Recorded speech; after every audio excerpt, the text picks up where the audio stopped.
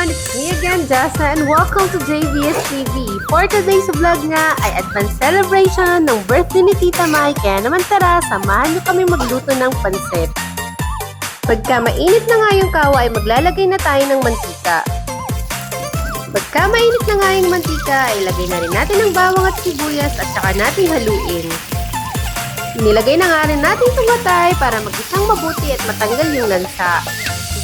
Kung medyo okay na nga itong atay, ay nilagay na rin natin yung nahimay na manok at naglagay na rin tayo dyan ng paminta. Halu-haluin lang natin to at saka nung okay na, ilagay na rin natin ang mga gulay. Pagkagisa ay naglagay na nga rin kami dyan ng pampalasa tulad itong magic sarap, bitchin at toyo.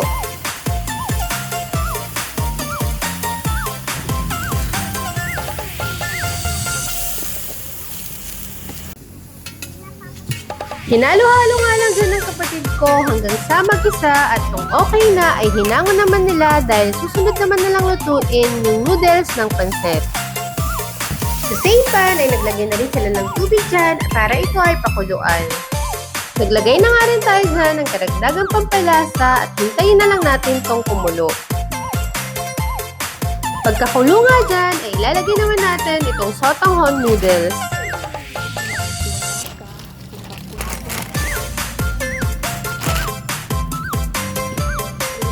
Halu-haluin nga lang natin dyan at kapag okay na, ay saka naman natin ilalagay yung kanton.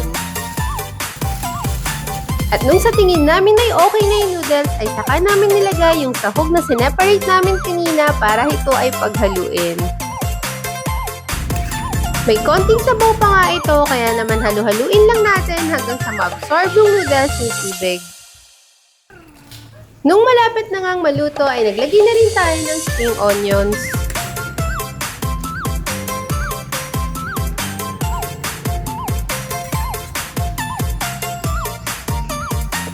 And that's it guys! Luto na ang ating pambansang handa ng Pinoy kapag may birthday dahil ika nga nila, pampahaba ng buhay ang pansit.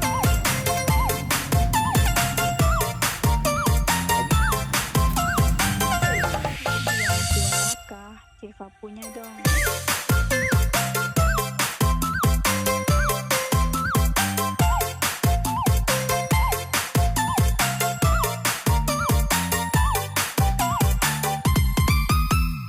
Kainan na!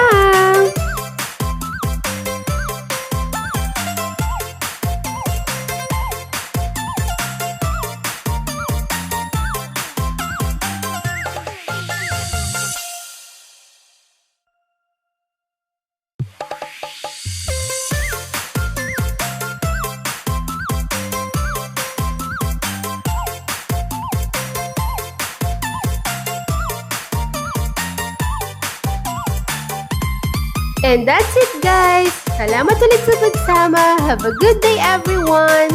Bye!